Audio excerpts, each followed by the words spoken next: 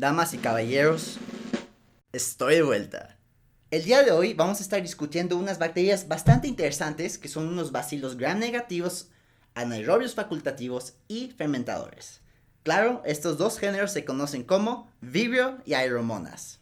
Se separaron de la familia de las enterobacterias por su reacción positiva a la oxidasa y por sus flagelos polares. Ahora, en lo personal, se me hacen que estas bacterias son bastante interesantes, pero a ustedes no les importa eso, ¿verdad? Entonces, comenzaremos este video con el género Vibrio.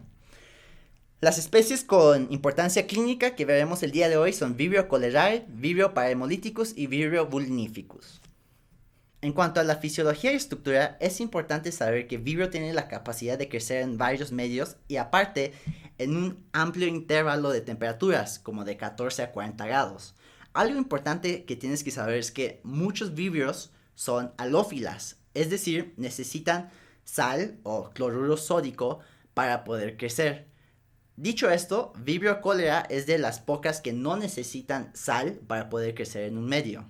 Los vibrios pueden sobrevivir un amplio intervalo de pH, como de 6.5 a 9, pero sí es importante recalcar que son sensibles a los ácidos gástricos. Entonces, para causar una enfermedad, requieres un gran inóculo de microorganismos para realmente causar la enfermedad. Dicho eso, por eso los pacientes que tienen una deficiencia o ausencia de acidez gástrica son más propensos a enfermarse por estas especies. La mayoría de los vibrios tienen unos flagelos polares importantes para su motilidad y también tienen unos pilis importantes para su virulencia, que veremos un poquito más a continuación. Pero también es importante saber que los vibrios tienen un lipopolisacárido, que está conformado por un lípido A, que es una endotoxina, un polisacárido central y una cadena lateral de polisacárido O. Ahora, no les estoy contando esta información como un fun fact para que estén perdiendo el tiempo, ¿no? Sino que es importante saber que la cadena lateral de polisacárido O se usa para dividirlos en serogrupos. Entonces, por ejemplo, Vibrio cholera se divide como en alrededor de 200 serogrupos. Es importante saber que dentro de esta clasificación, Vibrio cholera O1 y O139 son los que sintetizan la toxina del cólera, por ende se asocian a epidemias. Otras cepas que no sean estas no producen esta toxina y por ende no se asocian a infecciones de nivel epidémicos. En cuanto a las subdivisiones, digamos, de O1, vamos a tener los serotipos Inaba, Ogawa e Hikojima, mientras que también tenemos los biotipos clásico y el TOR. Entonces, las cepas pueden elegir entre Inaba y Ogawa, mientras que Hikojima es un estadio en donde muestran ambos antígenos de Inaba y Ogawa. Y bueno, en cuanto a los biotipos, es importante saber que hemos tenido 7 pandemias de cólera, en donde el sexto fue causado por biotipo clásico, mientras que el séptimo y actual pandemia es causado por el TOR. Es importante saber que Vibrio vulnificus y Vibrio cholerae no O1 producen unas cápsulas polisacáridas ácidas, es decir, es una protección, lo cual permite una infección diseminada. Las cepas que son O1, ellos no crean esta cápsula y por ende no pueden llegar más lejos que el área intestinal. Ahora, la siguiente parte es importante porque vamos a estar analizando la patogenia e inmunidad de los vibrios, así que es bastante, así que vamos a ir medio rapidín, pongan atención, por favor. La virulencia del Vibrio cholera implica inicialmente la adquisición de genes. Inicialmente tenemos lo que se conoce como un clúster de genes conocidos como pilus coregulados por la toxina que encuentras en lo que se conoce como un islote de patogenicidad de Vibrio. Además de esto, requerimos también la infección por un bacteriófago. Ahora, el TCP va a funcionar como un receptor en donde se puede unir el bacteriófago y posteriormente va a estar como, entre comillas, endocitada dentro de esta célula bacteriana y se va a integrar al genoma. El locus cromosómico de este bacteriófago lisogénico va a contener genes tales como el gen ACE para la enterotoxina accesoria del cólera, el gen ZOT para la toxina de la célula oclusiva y el gen CEP para las proteínas quimiotácticas.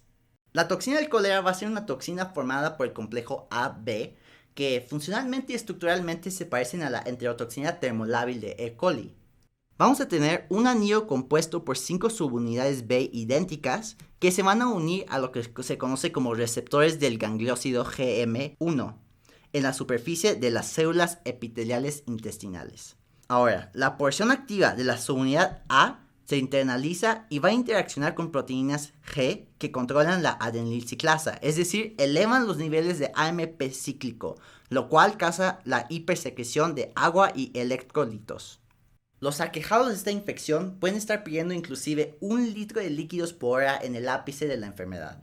Si bien quizás pienses que con tal de areón estaríamos expulsando estas bacterias, estas tienen la capacidad de adherirse a las capas de células mucosas mediante TCP, codificado por el gen TCP, y proteínas quimiotácticas codificadas por el gen CEP. Y claro, las cepas incapaces de adherirse también son incapaces de establecer una infección. En ausencia de la toxina colérica, Vibrio cholera O1 todavía puede establecer una diarrea significativa mediante una toxina de la zónula oclusiva y una enterotoxina accesoria del cólera. Como su nombre indica, la toxina de la zónula oclusiva relaja las uniones estrechas, la zónula occludens, de la mucosa del intestino delgado, lo que va a incrementar la permeabilidad intestinal, mientras que la enterotoxina produce aumento de la secreción del líquido. Cabe mencionar que las cepas O139 tienen la misma capacidad de virulencia que las O1. Se conocen menos los factores de virulencia de Vibrio parahemolíticos y Vibrio vulnificus, pero es importante conocer las siguientes. Vibrio parahemolíticus produce lo que se conoce como una hemolicina directa termoestable, también conocida como la hemolicina de Kanagawa. Entonces, esta hemolicina de Kanagawa más un sistema de secreción de tipo 3 son las que van a intervenir en la supervivencia bacteriana y la expresión de factores de virulencia. Entonces, TDAH va a ser una enterotoxina que incrementa la secreción de iones cloruro como consecuencia de un incremento intracelular de calcio. Un método importante para la clasificación de cepas virulentas de Vibrio parahemolíticos es exactamente detectar esta hemolicina. Encontraremos colonias beta hemolíticas en los medios de agar que contienen sangre humana, pero no sangre de carnero. En este caso llamaríamos estas cepas como Kanagawa positivo. En presencia de ácidos gástricos, vibrios vulníficos rápidamente degradan lisina, lo cual puede causar un incremento de subproductos alcalinos. Además de eso, esas bacterias también tienen la capacidad de inducir apoptosis en macrófagos y evadir fagocitosis mediante una cápsula. También es importante mencionar que estas bacterias tienen capacidad de adherencia y aparte secretan toxinas que causan necrosis tisular. En cuanto a la epidemiología, Vibrio cholera los encuentras por excelencia en estuarios y mares. Acuérdense que los vibrios son halófilas, es decir, crecen en ambientes con sal. Aparte, las cepas patógenas crecen muy bien en ambientes que tienen crustáceos quitinosos, es decir, mejillones, almejas, ostras. Y por eso se asocia tanto Vibrio cholera con el consumo de estos crustáceos. Pero las personas infectadas asintomáticas también pueden ser un importante reservorio para Vibrio cholera en sitios donde es endémica. Recuerden que Vibrio cholera se propaga principalmente por agua y comida contaminada más que por humanos por el gran inóculo de microorganismos que requieres. En realidad, creo que es alrededor de 10 a la 8. Pero recuerden que si tienes una deficiencia o ausencia de acidez gástrica, solo necesitas un inóculo de como 10 a la 3 o 10 a la 5 para causar la infección. También es muy interesante mencionar que las cepas eliminadas por humanos presentan una hiperinfectividad de como 10 o 100 veces la normal, pero solamente en las primeras 24 horas. Recuerden que Vibrio cholera los encuentras en donde sea que hay condiciones sanitarias deficientes. Por eso también pueden aparecer en sitios que han sufrido un desastre natural, como el terremoto de Haití, en donde pues hay una deficiencia de higiene en todo el país en estos periodos de tiempo. Y bueno, por eso en estos tiempos hay un brote de esta infección, ¿no? Tiene sentido. En cuanto a Vibrio parahemolíticos y vulníficos, también vamos a encontrar que son causadas por mariscos cocinados incorrectamente, principalmente ostras, y pues estar en contacto con agua de mar contaminada. En cuanto a Vibrio parahemolíticos, es la causa más común de gastroenteritis en Japón y el sudeste asiático y es el vibrio más asociado con gastroenteritis también en Estados Unidos. En cuanto a Vibrio vulnificus, no es tan frecuente toparte con ella, pero causa infecciones graves de heridas, los cuales pueden desencadenar en muerte, y pues es la causa más frecuente de septicemia por Vibrio. Mientras que la gastroenteritis quizá lo encuentres todo el año, esta septicemia lo encuentras más en meses cálidos donde se reproduce más rápidamente la bacteria, ¿no? En la temperatura caliente. Y bueno, les quiero recomendar este video conocido como The Story of Cholera. Si lo ven, les va a quedar muy claro lo que es y lo que causa y cómo prevenirlo. Y bueno, se me hace una gran herramienta para aprender lo que es esta bacteria, ¿no? Entonces, si tienen el tiempo, solo dura 4 minutos y medio. No sean flojos. Chequenlo, vamos, está chido. Los quiero. Analizando más de cerca las enfermedades clínicas de Vibrio cólera, encontramos que el O1 y a menor medida también la O139 o te puede dar una infección asintomática o una diarrea autolimitada o te puede dar una diarrea intensa y rápidamente mortal.